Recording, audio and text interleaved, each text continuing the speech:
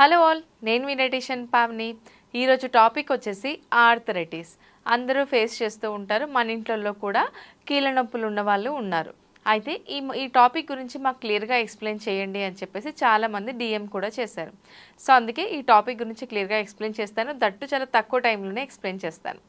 So first thing ఏంటంటే, ఈ problem గురించి ఈ ఆర్థరైటిస్ గురించి మాట్లాడుకునే ముందుగా మనం ఒక టాపిక్ గురించి మాట్లాడుకుందాం. ఆడవాళ్ళలో మనం చూస్తూ ఉన్నట్టయితే బ్యాక్ పెయిన్ కానీ, షోల్డర్ పెయిన్ కానీ, నెక్ పెయిన్ కానీ తరచుగా ఫేస్ చేస్తూ ఉంటారు.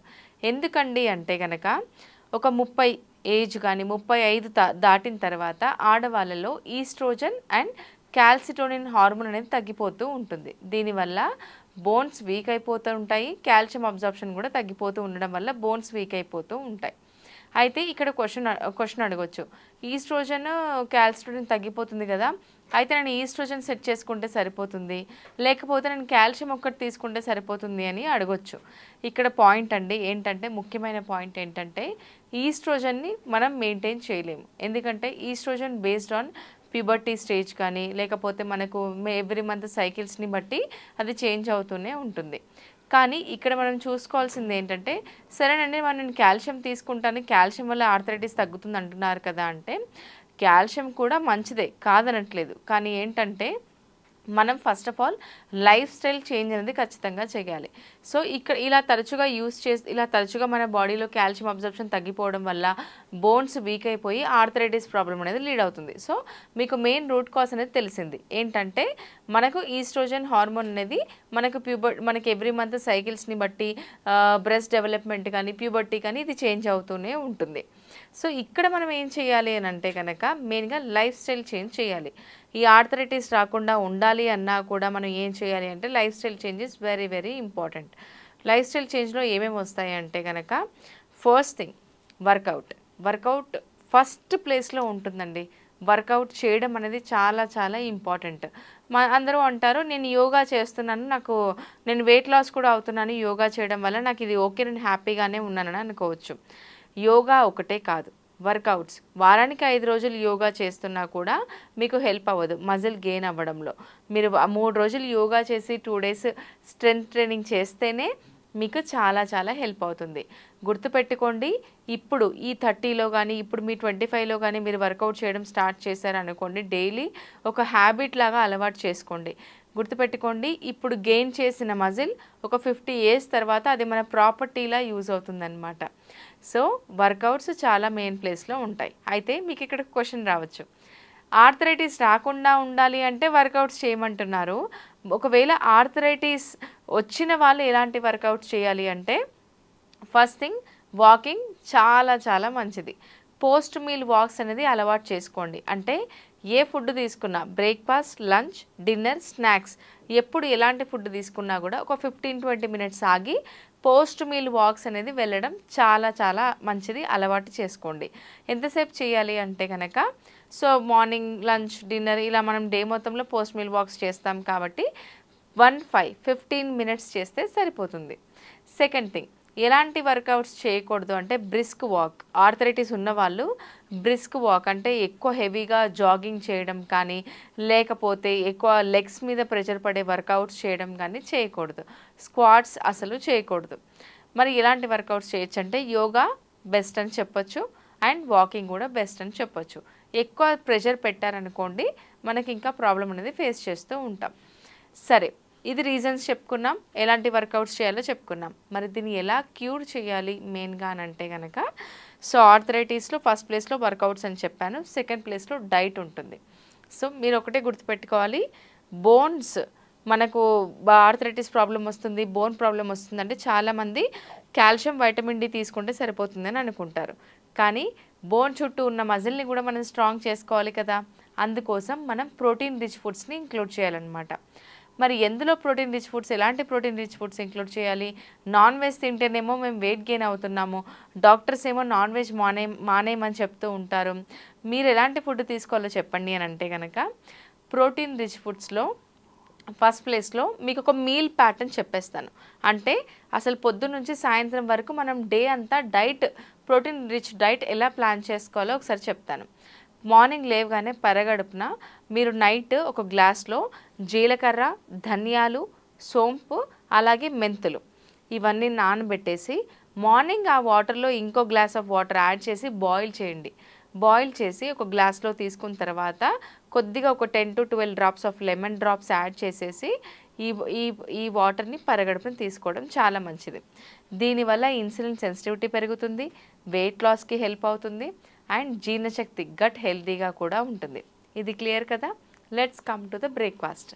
బ్రేక్ఫాస్ట్లో ఎలాంటి ఫుడ్ తీసుకోవాలి? ప్రోటీన్ రిచ్ ఉండాలంటున్నారు కాబట్టి మేథీ చీల. మేథీ చీల అంటే శనగపిండి ఉంటుంది కదా, శనగపిండిలో మెంతం కూర వేసేసి అందులోనే ఉప్పు కారం అలా మీరు వేసేసుకొని మేథీ చీల అలవాటు చేసుకోండి. నాన్ వెజిటేరియన్స్ అయితే ఎగ్స్ తీసుకోవడం బెస్ట్. మేము వెజిటేరియన్స్ అయితే మేథీ చీల తీసుకోండి. డైలీ మేథీ చీలనే మాకు వేరేది ఏదైనా చెప్పండి అంటే కనుక మీరు బెస్ట్గా ఉండాలి అంటే పనీర్ ఒక చపాతీ మీద పనీర్ ఒక 40 grams మెజర్ చేసి తీసుకోండి. ఎక్కువ పనీర్ తీసుకున్నా కూడా క్యాలరీస్ వచ్చేస్తాయి, వెయిట్ గెయిన్ కూడా అవుతాం. 40 grams పనీర్ తీసేసుకొని ఒక దోశ మీద కానీ స్ప్రింకిల్ చేసేసుకొని దాంతో పాటు వెజిటేబుల్స్ మ్యాండేటరీగా ఉండాలి. ఒక 15 స్లైసెస్ ఆఫ్ కీరా తీసుకోండి. అలాగే కొద్దిగా పల్లి చట్నీ కానీ పల్లి పొడి కానీ తీసుకోండి. ఇది బ్యాలెన్స్డ్ మీల్ అయిపోతుంది. ఓకేనా? ఇవి options. Let's come to the lunch. లంచ్కి బ్రేక్ఫాస్ట్కి మధ్యలో ఒక స్నాక్ అయితే ఉండాలి. ఏం స్నాక్ తీసుకోవాలి అంటే makhana, fried makhana, like just నార్మల్గా రోస్ట్ చేసిన మఖానా కూడా తీసుకోవచ్చు. Lunch you have to start your lunch with big bowl of salad. సలాడ్లో ఏముంటుంది అని అంటే కనుక మీరు మార్నింగే చిక్ పీస్ కానీ నైటే చిక్ పీస్ కానీ నానబెట్టేసుకోండి. ఈ చిక్ పీస్ 40 grams నానబెట్టండి. ఇప్పుడు బాయిల్ చేసేసుకొని అందులో ఉల్లిగడ్డ, టమాటా, క్యారెట్ అండ్ దెన్ అలాగే కీరా ఇవన్నీ కట్ చేసేసి కొద్దిగా చాట్ మసాలా వేసుకొని సలాడ్ తినేసేయండి. సలాడ్ తర్వాత ఒక 120 grams of cooked rice 120 grams of cooked rice తీసుకొని దాంతోపాటు వెజిటేబుల్ కర్రీ తీసుకుంటే ఇక్కడ మనకు స్టార్టింగే చిక్ పీస్ తీసుకున్నాం కాబట్టి ప్రోటీన్ వస్తుంది, వెజిటేబుల్ కర్రీలో మనకు ఫైబర్ దొరుకుతుంది, కార్బ్స్ వచ్చేస్తాయి. సో ఇక్కడ బ్యాలెన్స్డ్ మీల్ అయిపోతుంది. Let's come to the evening snack. చాలామందికి టీ కాఫీ అలవాటు ఉంటుంది. టీ కాఫీ అలవాటు గురించి నేను మీకు జస్ట్ నెక్స్ట్ పాయింట్లో చెప్తాను. ఇప్పుడు డైట్ గురించి కంప్లీట్ చేసేస్తాను. సో ఈవినింగ్ స్నాక్లో వచ్చేసి మీరు ఏదైనా ఒక ఫ్రూట్స్ ఇంక్లూడ్ చేయడం కానీ నానబెట్టిన బాదం ఒక 10 ఇంక్లూడ్ చేయడం కానీ అలవాటు చేసుకోండి. వాల్నట్స్ కూడా చాలా మంచిది. ఇవి రెండు లేవు అంటే నానబెట్టిన పల్లీలు కూడా ఉడకబెట్టి తీసుకోవచ్చు. ఫ్రూట్స్ ఎన్ని గ్రామ్స్ తీసుకోవాలి అంటే 120 grams to 150 grams of fruits తీసుకోవచ్చు. డిన్నర్ వీలైనంత వరకు మీ స్లీప్కి మీ డిన్నర్కి 3 hours ఆఫ్ గ్యాప్ అనేది ఉండాలి. డిన్నర్ 7 o'clock వరకు కంప్లీట్ చేయడానికి ప్లాన్ చేయండి. అలాగే డిన్నర్లో ఓన్లీ 1 చపాతీ, దాంతోపాటు వెజిటేబుల్ కర్రీ. ఒకవేళ నాన్ వెజిటేరియన్స్ అయితే chicken breast, skinless boneless chicken breast 100 grams తీసుకోండి. లేదు మేము నాన్ వెజిటేరియన్స్ కాదు, మేము ప్యూర్ వెజిటేరియన్స్ అని అంటే కనుక సోయా చంక్స్ మీకు ఐడియా ఉంటుంది. మిల్ మేకర్స్ ఒక 40 grams నానబెట్టేసి నార్మల్గా కర్రీలోనైనా కలిపి తీసుకోవచ్చు. సోయా చంక్స్ కూడా మేము తినమండి, మాకు థైరాయిడ్ ఉంది అని అంటే కనుక మీరు ఎగ్స్ అయినా ప్రిఫర్ చేయండి. లేకపోతే మీరు నానబెట్టిన పెసర్లు కానీ శనగలు కానీ తీసుకోవచ్చు 40 grams. అంటే నానబెట్టిన తర్వాత 120 grams అవుతాయన్నమాట. ఇది కూడా కాదు అనుకున్న వాళ్ళు పనీర్ కూడా తీసుకోవచ్చు 50 grams.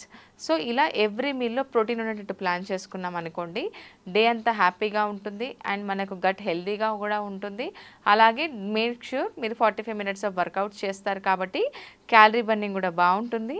అండ్ అలాగే ఆర్థరైటిస్ నుంచి కూడా ఇలాంటి డైట్ తీసుకోవడం వల్ల ఓవర్కమ్ అవ్వచ్చు. గుర్తుపెట్టుకోండి, ఎవ్రీ మీల్లో ప్రోటీన్ అనేది ఉండాలి.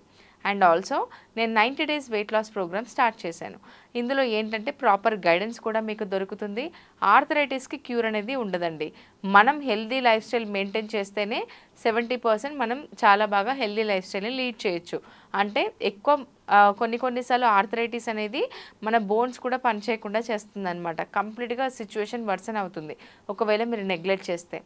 బట్ మీరు ఒకవేళ ఇప్పుడే మీరు ఒక ఛాలెంజ్లో పార్టిసిపేట్ చేసి మీ హెల్త్ని రికవరీ చేసుకోవాలి, ఆర్థరైటిస్ వచ్చే ఛాన్సెస్ ఉన్నాయి అని అంటే కనుక మా ప్రోగ్రాంలో జాయిన్ అవ్వండి.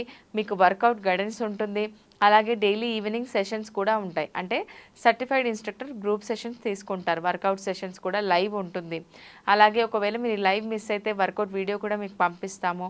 అలాగే హెల్తీ డైట్ ఉంటుంది. ఒక 3 మంత్స్ ఒక క్లినికల్ డైటీషియన్ మీకు గైడెన్స్ అనేది ఇస్తారు. సో ఇలా కంప్లీట్‌గా మానిటర్ చేస్తూ మీకు హెల్తీ లైఫ్ స్టైల్ లీడ్ చేయడానికి మేము ప్లాన్ చేస్తాము. సో ఈ ఆర్థరైటిస్ ప్రోగ్రామ్‌లో జాయిన్ అవ్వాలనుకుంటే కింద స్క్రోల్ అవుతున్న నెంబర్‌కి కాల్ చేసి కంప్లీట్ డీటెయిల్స్ కనుక్కోండి. ప్రైస్ కూడా చాలా రీజనబుల్ ఉంటుందండి. దట్స్ ఇట్ అండి. నెక్స్ట్ వీడియోలో ఇంకో టాపిక్‌తో మీ ముందుకు వస్తాను. Until then thank you.